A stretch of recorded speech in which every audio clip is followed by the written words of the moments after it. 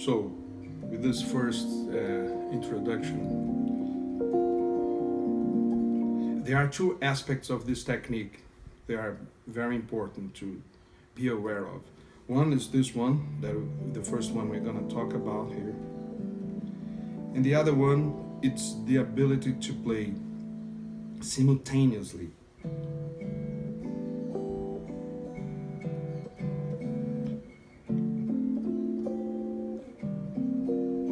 Groups of 3 notes or 4 notes.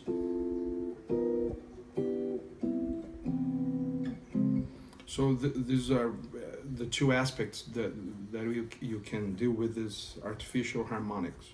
In the previous lesson, one trick that we have for chords that were extended but not altered was to play the major 7th arpeggio one step below, right? That was the tip then. Everything is explained in detail there where this came from. The 4th degree from the major scale, right? So what are we gonna do now? Instead of playing the major 7th arpeggio one step below the dominant chord, we're gonna alter the 5th of this chord.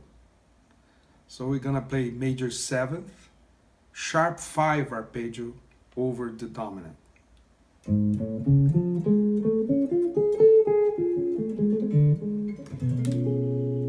Now we get an even more interesting sound because we get the sharp 11 of the chord, right?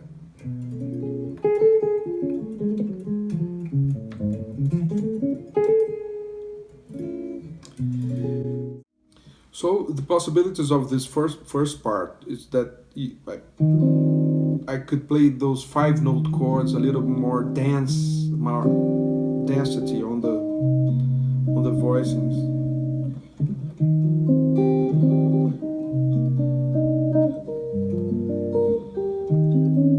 And this one, it's an interesting one that I learned from Joe DiOrio. It's a straight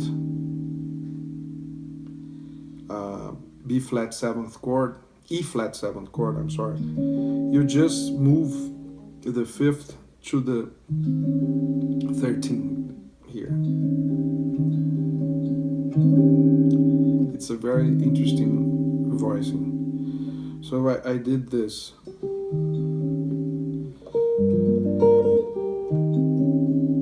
In those chords like this, that you usually, instead of playing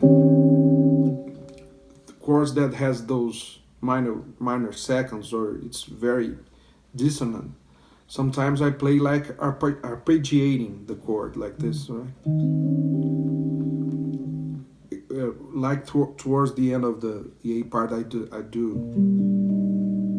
to finish, or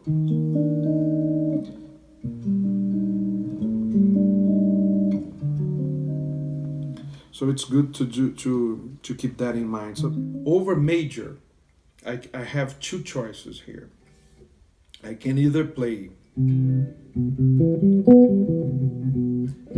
over the first chord, its own arpeggio, like C here, I'm playing, or I can play the arpeggio starting on the 5th.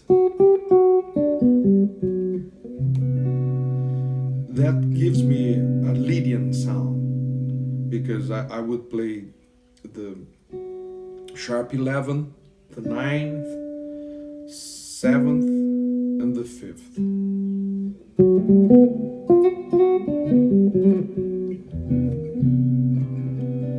So this is very interesting. So after you've done that, get a chord that has 6 notes, like this major chord here,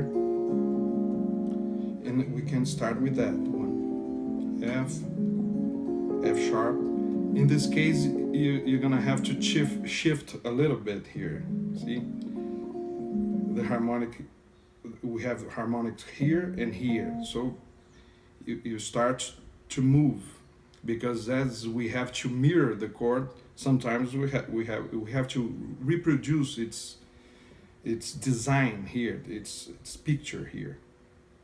So you got to be able to move the harmonic. For instance, with this chord here, I'm playing the harmonic here and then here. So I'm on the, I don't know, 12 or 13, on the 15th fret here, and the other one on the 17th.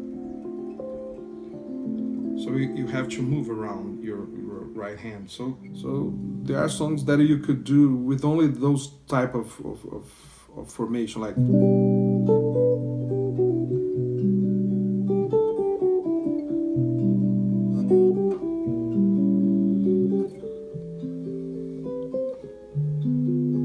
See, I'm doing everything with this chord and this chord, and this diminished that work for several types of dominant chords. So in the second part, we could play.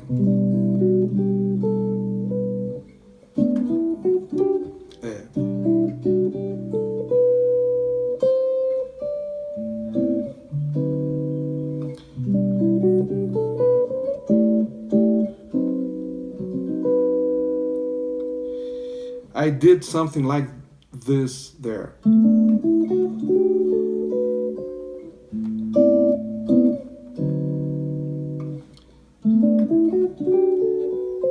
This is interesting. You start with this G that has the ninth on the bass. It's an interesting chord. It comes from those Johnny Smith's closed voice, right? Closed voice.